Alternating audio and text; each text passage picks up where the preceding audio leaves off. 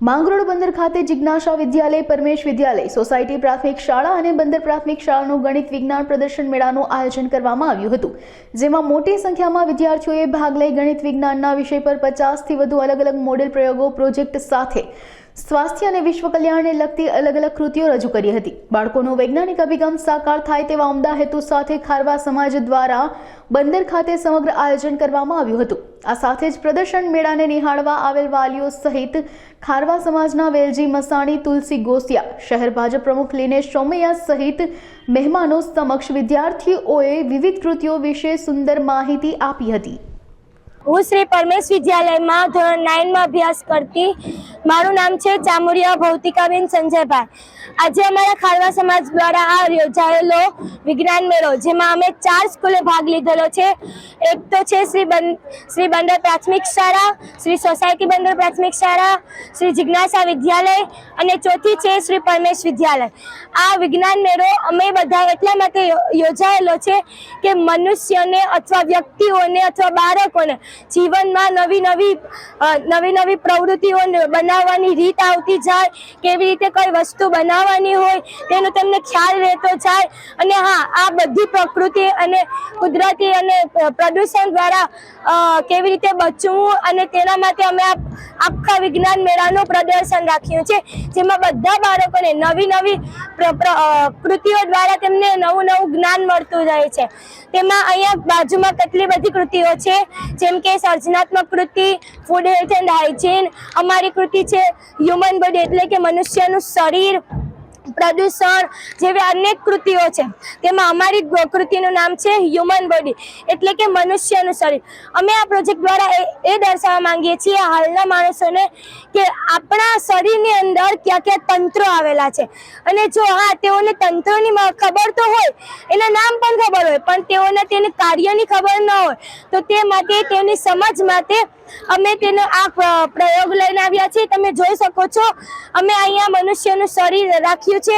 મનુષ્યનું શરીર, તેની અંદર આવે છે પાચન તંત્ર દ્વારા આપણે ઉર્જા પ્રાપ્ત કરી શકીએ છીએ। ત્યાર પછી શ્વસન તંત્ર આવે છે। શ્વસન તંત્ર જે આપણને હલનચલન અને એક જગ્યાએથી બીજી જગ્યાએ જઈ શકીએ તે માટે મદદરૂપ થાય છે। ત્યાર પછી આવે છે આપણી શરીરની આંતરિક રચના, જેમ કે આપણો હાડકાં, એમાં ખાસ કરી અને પાંસળીઓ જે આપણને અંદર રહેલા ફેફસાઓનું રક્ષણ કરે છે। ત્યાર પછી આવે છે ફેફસાની આંતરિક રચના, જે ફેફસાની આંતરિક રચનામાં આપણી શ્વાસ નળી હોય છે, જેના દ્વારા આપણે શ્વાસોશ્વાસની ક્રિયા દ્વારા આપણે તેને શ્વાસને અંદર લઈએ છીએ, અને શ્વાસમાં અંદર લઈએ છીએ તેમાં ફુગ્ગા જેવી એક ગોળ જેવી ફુગ્ગા જેવી વાયુકોષ્ઠો આવેલા હોય છે। તે વાયુકોષ્ઠો આપણને શ્વાસોશ્વાસની ક્રિયામાં મદદરૂપ થાય છે। ત્યાર પછી આવે છે પાચન તંત્ર। આપણે મોં દ્વારા આપણે ખોરાક લઈએ છીએ, ત્યાર પછી ખોરાક આપણનો શ્વાસ નળી દ્વારા આપણને ખોરાક અન્નનળીમાંથી આપણો પસાર થઈ યકૃતમાં જાય છે, યકૃતમાંથી પછી જઠરમાં જાય છે, જઠરમાંથી સ્વાદુપિંડમાં જાય છે, સ્વાદુપિંડમાંથી નાના આંતરડામાં અને નાના આંતરડામાંથી મોટા આંતરડામાં, અને ત્યાર પછી અમારું છેલ્લું હૃદય એ આપણા શરીરની અંદર આવેલું એક મહત્વનું અંગ છે, જેમાં 4 ખંડો હોય છે, ઉપરના 2 કર્ણક અને નીચેના 2 ક્ષેપક। હૃદયને ધબકવાની ક્રિયા બંધ થવાથી મનુષ્યનું મૃત્યુ પણ થાય છે, અને હા, હૃદય એની એક જમણી બાજુ શુદ્ધ રુધિર અને ડાબી બાજુ અશુદ્ધ રુધિરનું વહન થાય છે, ધમનીમાં વહે છે। અને પછી આવે છે ખોપડી ખોલતા આપણું ચેતાતંત્ર। ચેતાતંત્ર આપણને સંદેશો પહોંચાડવામાં મદદરૂપ થાય છે। ચેતાતંત્ર ખોપડીમાં આપણે મગજમાં 3 પ્રકાર હોય છે, ઉપર અગ્ર મગજ, વચ્ચે મધ્ય મગજ અને નીચે પશ્વ મગજ। ઉપરનું અગ્ર મગજ જે આપણને આપણા વિચારોને સ્પષ્ટ કરવા અને આપણી વિચાર શક્તિ વધારવામાં મદદરૂપ થાય છે। ત્યાર પછી આવે છે મૂત્રપિંડ, જે આપણને આપણી શરીરની અંદર રહેલો નકામો કચરો જે આપણે મૂત્ર સ્વરૂપે બહાર નીકાળીએ છીએ। આ છે અમારો પ્રોજેક્ટ હ્યુમન બોડીનો, અને આ થોડીક માહિતી દ્વારા અમે લોકોને એ સમજાવીએ છીએ કે આપણી શરીરની અંદર શું હોય છે, શું તે કાર્ય કરે છે, અને કેવા તેઓ કાર્ય કરે છે, અને કેવું તેઓ તેઓની અંદર શું શું આવેલું હોય છે. આજરોજ માંગરોળ બંદર ખારવા સમાજ આયોજિત આ એક ગણિત વિજ્ઞાન પ્રદર્શન છે, જે પ્રાઇમરી કક્ષા અને હાઈસ્કૂલ કક્ષાના વિદ્યાર્થીઓના પ્રતિભાને ખીલવવા માટેના એક કાર્યક્રમના ભાગરૂપે છે.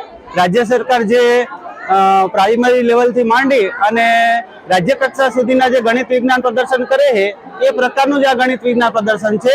પણ આની ખાસિયત એ છે કે ગુજરાતમાં ક્યાંય પણ ન બને એવું અહીંયા માંગરોળ બંદર ઉપર બની રહ્યું છે. કે ખારવા સમાજ પોતે વિદ્યાર્થીઓને પ્રોત્સાહન આપવા માટે થઈ અને પ્રાથમિક કક્ષાથી માંડીને હાઈસ્કૂલ કક્ષાના વિદ્યાર્થીઓ માટે ગણિત વિજ્ઞાનનું પ્રદર્શન કરે છે. અને આ દ્વિતીય છે. ગત વર્ષે પણ આનું આયોજન થયું હતું, જેની અંદર 40 કૃતિઓ હતી.